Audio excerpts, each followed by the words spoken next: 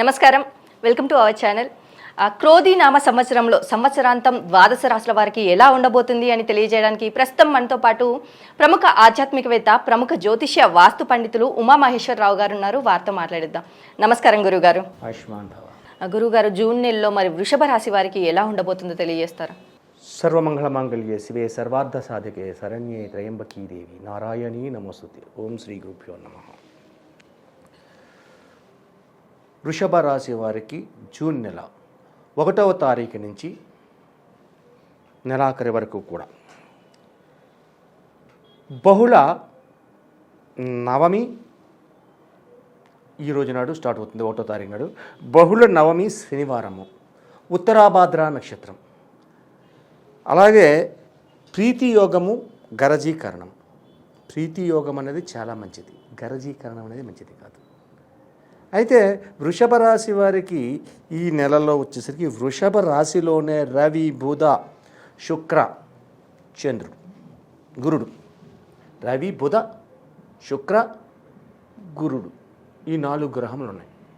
ఈ 4 గ్రహముల వృషభ రాశిలో ఉంటే కన్య రాశిలో కేతు ఉన్నాడు. అలాగే కుంభరాశిలో రాజ్యస్థానమైన స్థానం కుంభరాశి, శని భగవానుడు ఉన్నాడు. స్థానానికి శని అధిపతి. నక్రశ్య కుంభరాశస్య నాయక సూర్యనందన అన్నారు. మకర కుంభ రాశులకు ఆధిపత్యాన్ని వహించిన వాడు సూర్యుని కుమారుడు అయిన వాటి శనేశ్వరుడు, శని భగవానుడు. అలాగే మీనరాశిలోకి వచ్చేసరికి రాహువు, చంద్రుడు, కుజుడు కలిసి ఉన్నారు. ఈ యొక్క కుజుని పాత దృష్టి ఏ రాశి మీద పడింది అంటే వృషభ రాశికి ధనరాశి అయిన మిథున రాశి మీద ఉంది. అంటే వృషభ రాశి వారు మే నెలలోని జూన్ నెలలోని మే నెల కాడి నుంచే చేసుకుంటా వస్తున్న విధానాల్లో జూన్ నెలలోకి వచ్చేసరికి స్థిరాస్తి కొనుగోలు చేయాలి. భూమిపుత్రుడు కుజుడు కాబట్టి భూమి మాత్రానికి పుత్రుడయ్యాడు.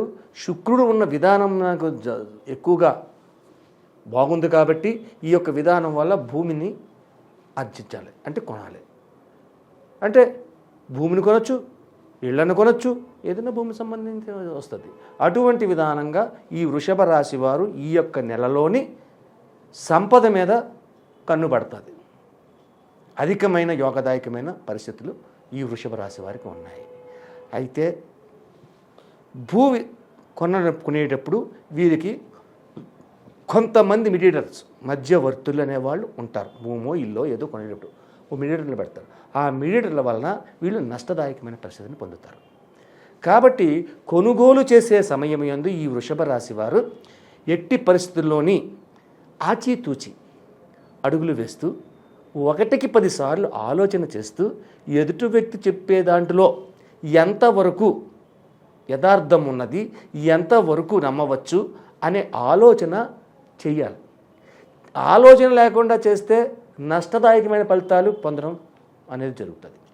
ఆలోచన చేస్తే ఎప్పుడు కూడా నష్టపోడు ఎవరైనా. ఆలోచన చేయాలి, ఆలోచన చేసుకుంటూ ఎదురుకు వెళ్ళాలి ఈ వృషభ రాశి వారు. అలాగే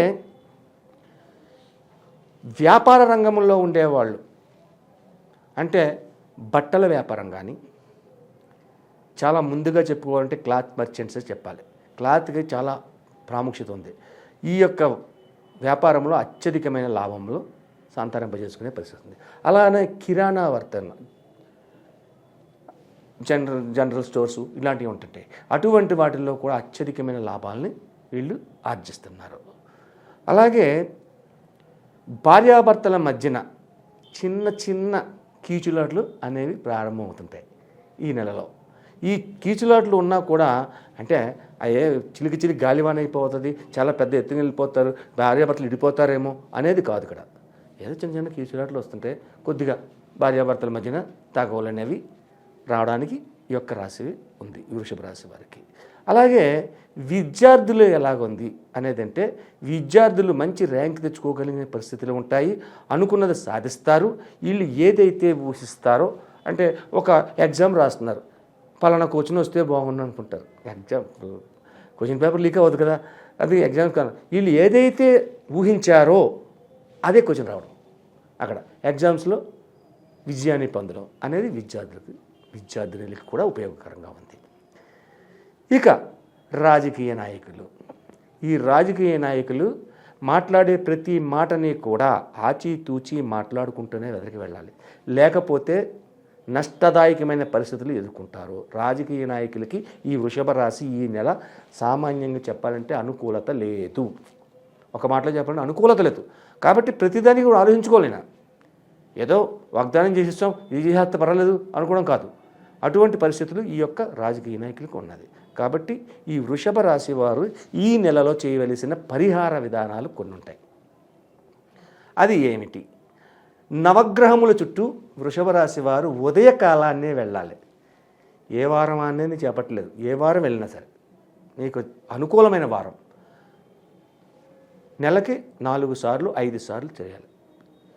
నవగ్రహములు శివాలయంలోకి వెళ్ళి నవగ్రహముల చుట్టూ 27 ప్రదక్షిణలు చేసి 27 ప్రదక్షిణలు అయిన తర్వాత నవగ్రహములకు ఆదిత్యాయ సోమాయ మంగళాయ బుధాయ చ గురు శుక్ర శనిపక్ష రాహవే కేతవే నమః అనే శ్లోకాన్ని చదువుకుని 7 గ్రహములకు నమస్కరించుకోవాలి. నమస్కరించిన తర్వాత అక్కడ దేవాలయంలో ఉన్న ఒక ట్యాప్ దగ్గరికి వెళ్ళి కాళ్ళు చేతులు ముఖము శుభ్రంగా కడుక్కుని తర్వాత కడిగిన తర్వాత ఒక వస్త్రంతో తుడుచుకుని విభూదిని ధరించి చందనం ధరించి కుంకుమ ధరించి ఈ 3 ధరించి శివాలయంలోకి వెళ్ళి శివునికి అభిషేకించాలి.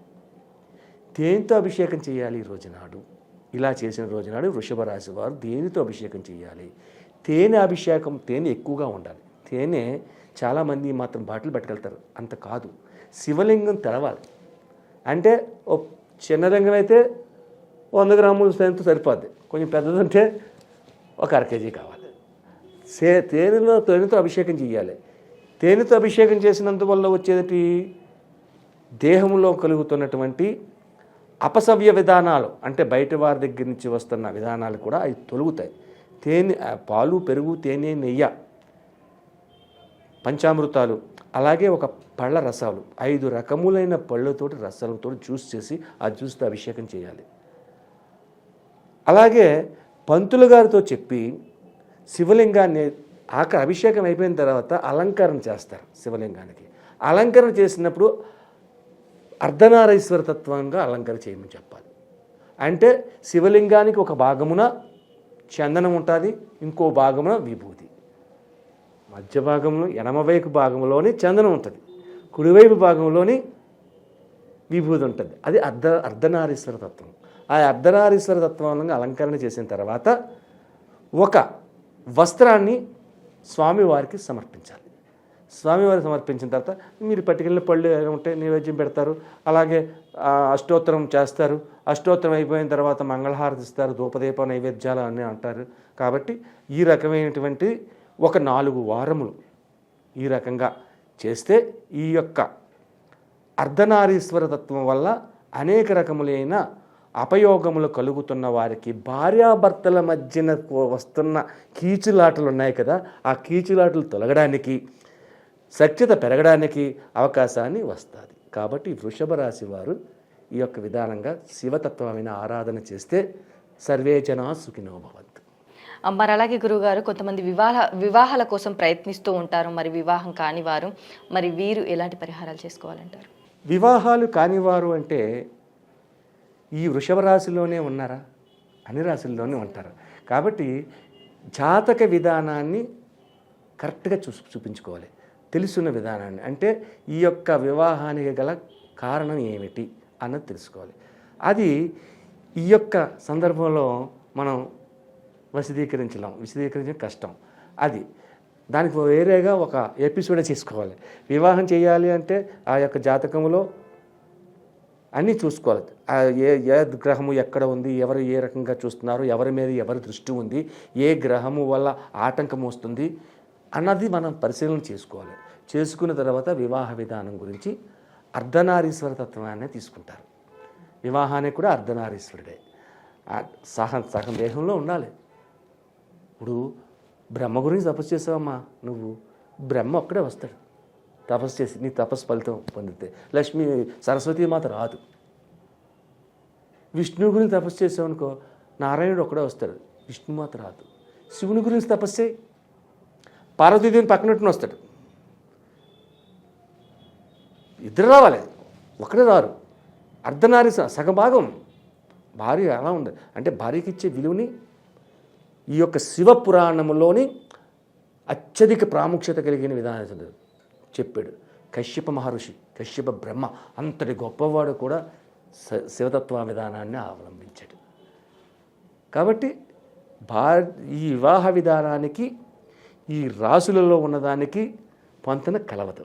మనం దాన్ని వేరే విధంగా ఆలోచన చేసుకోవాలి. అంటే జాతక ఫలితంలో ఏ రకమైనటువంటి దోషములు ఉన్నాయి అన్నదాన్ని తెలుసుకుంటేనే జరుగుతుంది. అలాగే గురుగారు, వృషభ రాశి వారికి జూన్ నెలలో ఎలా ఉండబోతుంది, అలాగే వీరు చేసుకోవాల్సిన పరిహారాల గురించి కూడా చాలా చక్కగా వివరించారు గురుగారు. ధన్యవాదములు.